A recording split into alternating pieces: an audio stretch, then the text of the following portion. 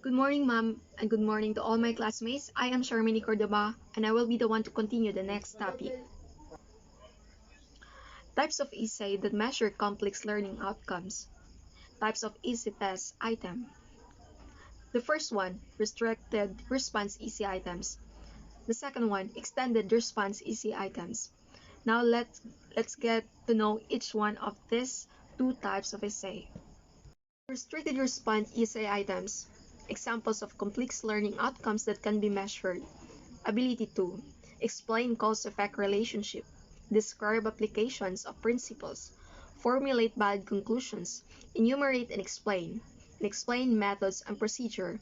In restricted response easy items, we can use the following: getting a short answer, or fill in the blank. We can use fill in the blank questions, or multiple choice questions, or another one also is true false type of question in this kind of essay. The next one is extended response essay items. Examples of complex learning outcomes that can be measured. Ability to organize ideas, integrate learning, design an experiment, evaluate the world of ideas. In extended response essay items, it is using an open-ended question that requires students to create his or her answer or explain a particular question based on his own knowledge, and also using his or her own words to explain. Next one, assessment tools to measure authentic learning performance and products, or TPUP. Performance assessment tools. Number one, we have checklist. It is a tool that consists of a list of qualities that are expected to be observed as present or absent. The present is to be marked check, and the absent is marked X. And the next one,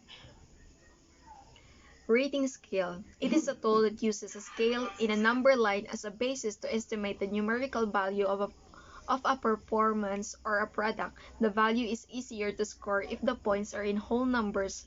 The most popular rating scale is called Likert scale. Here is one of the example. Rating scale for a science project. Instruction.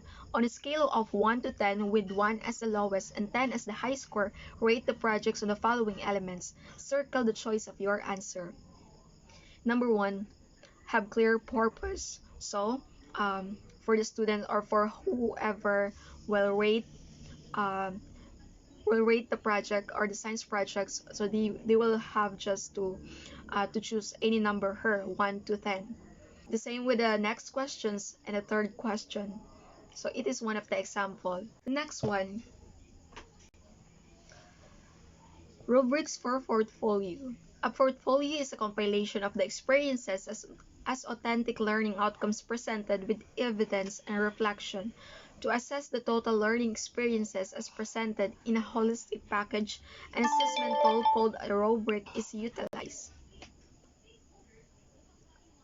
Here is an example of it. It's not so clear, but it's one of the example of a rubric. Levels of assessment for the levels of learning outcomes. Levels of assessment describe levels of the learning outcome, which are: number 1, knowledge; number 2, process of skills; number 3, understanding; number 4, product of performance. The levels of learning outcomes are also used to describe the levels of assessment. Through the DepEd Order 73 in 2012, levels of learning outcomes are also the levels of assessment. In other words, the levels of assessment follow also the levels of thinking skills from lower level to higher levels. Here in the table, it was being explained more clearly. Levels of learning outcomes and assessment. So level 1, knowledge; level 2, process; and level 3, understanding.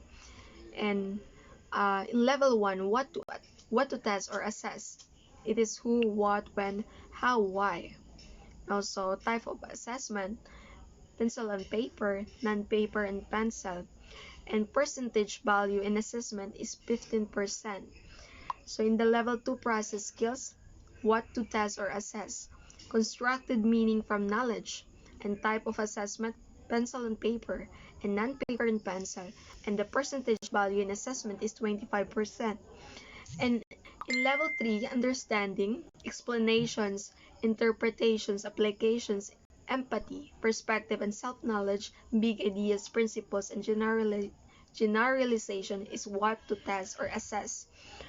And the type of assessment used is pencil and paper, and the percentage value in assessment is 30%. The next one, placing value to assessment results from KPUP. From the Department Order 73/2012 to written work performance test quarterly exam, or it is also called WW-PT-QA in Department Order number 8 in 2015.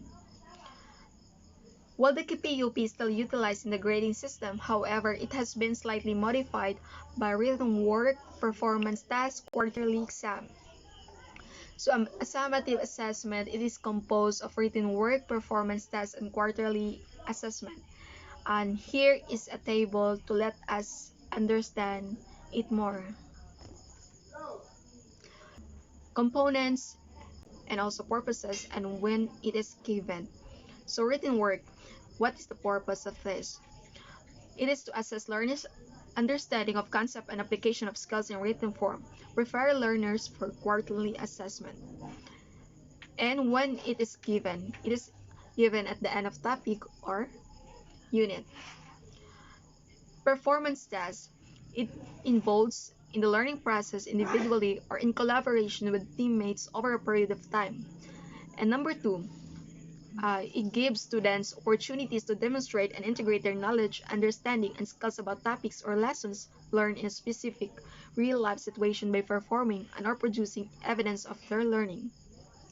Number 3, gives students the freedom to express their learning in appropriate or diverse ways. Number 4, encourage student inquiry, integration of knowledge, understanding, and skills in various contexts beyond the assessment period. And it is given at the end of the lesson, focusing on a topic or skill lesson several times during the quarter. And the quarterly assessment, the purpose of this is to synthesize all the learning skills, concepts, and values learned in the entire quarter. And it is given once, only at the end of the quarter. The next one, grades at the end of the school year and how these are computed. In kindergarten, they use checklists, anecdotal records, and portfolios instead of numerical grades, which is based on kindergarten curriculum. And in grade 1 to grade 10, which is also include junior high, the average of the quarter grades produced at the end of the year grade. Number 2, the general average is computed by dividing the sum of all final grades by the total numbers of learning areas. Each learning area has equal weight. Let's see from the table. Components. It is written there. Below is the written work performance task and the quarterly assessment. And on the upper part, the subjects were written. Languages, AP, ESP, Science, MAPI, EPP, or TLA. So here, the accommodate percent given is also written, which for written work in languages, AP, or ESP, there is a 13% written work, 50% performance test, quarterly assessment, which is 20%, and in science and mathematics, there are 40% written work, 40% performance test, and 20% quarterly assessment.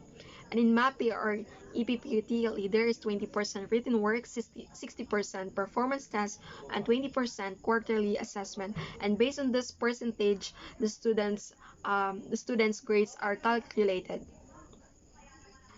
The next one, in grade 11 and grade 12, which is the senior high school years, the first one, the average of the quarterly grade produces the semester grade. Number 2, the general average is computed by dividing the sum of all semestral final grades by the total number of learning areas. Number three, the senior high school grading components, which is um, which is presented by a table. Here we can see the components, the course subjects, the academic track, the textbook, TBL, sports, arts, science, and the accommodated percentage is also written here. And in senior high school, this is what the teachers use to grade student or calculate their grades based on the written work, performance test percentage, quarterly assessment percentage. Next one, reporting summative grades by chapter or semester or end of the year. So interpretation of the numerical values for all subject areas is based on the minimum initial grade of 60, transmuted into an equivalent of 75 in the report card. And the numerical grades are described in the different levels of proficiency in the different competencies set in the subject areas. Here is the table. Level of proficiency descriptions. We have advanced, proficient, approaching proficiency, developing, and beginning, while the grading scale based on transmuted values were given beside on it. In advanced, this is those for students who got 90% grades and above, while proficient for those students who got 85% to 89%, and approaching proficiency is 80% to 84% and developing 75% to 79%. And beginning, it is below up to 74%, or it means 74% below. And that's all for my topic. Thank you for listening and watching, and the next reporter will continue.